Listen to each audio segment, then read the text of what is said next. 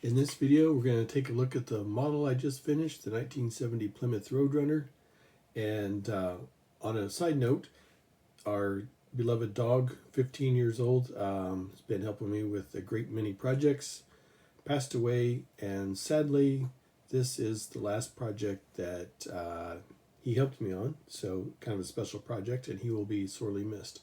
So, in this video, we're going to dive into this model, and I'm going to talk about it just briefly, show it, and then I'll have a musical slideshow where I show the process of building this. And Russell was named after Walter Russell, by the way. If you don't know who that is, he was famous for many achievements, especially his theories in physics and metaphysics, which are very fascinating. Okay, so this was a fantastic model to build. Had a lot of fun with this, and it was just a great model. And as you'll see, I'll mention later, I had trouble with the paint. I did not get too detailed in this, and there's only, what was there, between 70 and 80 pieces, I believe, and this was a lot of fun. So not a whole lot of separate pieces with the motor. I felt like after step 2 the motor was pretty much together, which just made it fun. I just had a lot of fun with this model. I really liked the decals on this. As a matter of fact, I bought some separate decals that I was going to of the Road Runner that I was going to put like on the hood and stuff, but then I was just like, no, I don't think I'm going to do that. I've never seen that at a car show, and I'm afraid that some of these the hardcore Mopar fans would maybe throw something at me, but so it was a great model. If I ever, I would totally pick one of these up again and build it again. The problem I had with the paint was I basically set it down in some spilt glue after I had finished painting it, and I didn't realize it. I set it on its top and I set it on its side, and I ended up sanding and painting this thing 3 times, and finally on the 3rd time I just said, you know what, it is what it is. I wanted it super pristine. That didn't happen just due to my own fault, so it kind of killed my momentum for by the way, the sounds you're hearing is the tires on the wood top here. But I could show you some of the troubles I had with the paint. Yep, that was my own splatter ass moment that made that happen. This was just a lot of fun. I kind of wish I would have got a little more detailed with the motor, but I just wasn't feeling it, and Russell started getting sick during this project, and so it is what it is. And but there's the motor. Here's the front grille, and I did put the little license plates on there. I think that's hilarious. Didn't get real detailed inside there. Let's see if I can zoom in, but I'll show in my slideshow. You'll see more some of the detailed photos of it.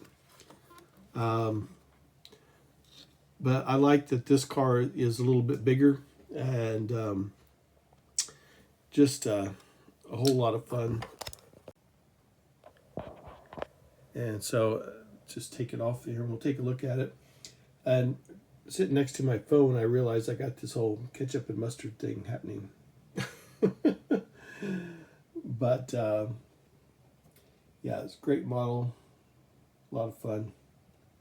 We'll take a closer look at my slideshow here. All right. And I very nearly forgot to show that this is a Revell, and there it is in case anybody's interested in picking one up. I highly recommend it. There's my little work area where I built the model. So there it is on my shelf. And just as a side note, I There's some of my other ones. I make videos on most all of them that I put together, along with my other car stuff, my real car stuff. I almost turned it into another barn find, but I already did that in a previous video because I bought this model that was open box but complete. No, not the case. I'll never buy one of those again. That it was not. So I had to buy a second, and I thought, well, what to do? So I did a barn find. So I almost did that again, but I'm like, oh, I keep doing that every time I mess up a model, and I'm just not going to do it anymore. So,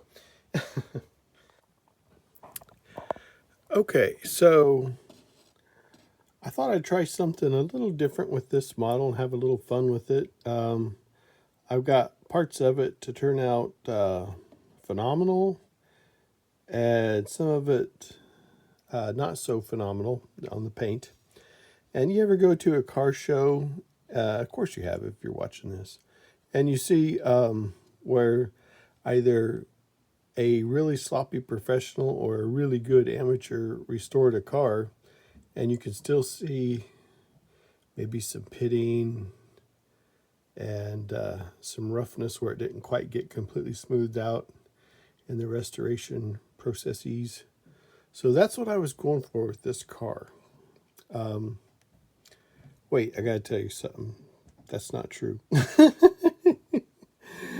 There was an accident, and I had to start over and sand this down, and I painted it, and I had it pretty smooth again after primer and paint and sanding, and painted the first coat again. And then finally the third time I sanded it again, and realized that I was tempted just to go buy a new one, a new model, and just, no, I decided after the third time to just leave it, and it is what it is. That's the reality. And it's this driver's side. So this was the best I could get it after 3 attempts, and I decided to leave it. So, damn it, I don't want to talk about it. I don't want to talk about it. I better not hear any comments about it. I'm just kidding. Are you kidding? I'm just asking for trouble now. Anyway, I still hope you enjoy my video.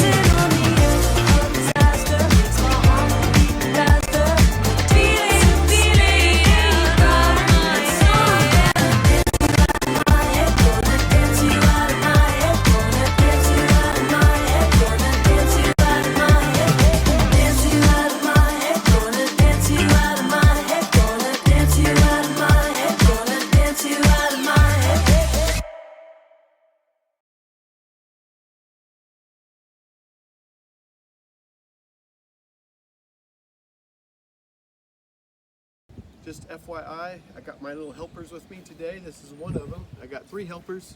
This one here is involved with a lot of my projects and helping, so we appreciate Chip's help and everybody else. Oh, there goes the other one.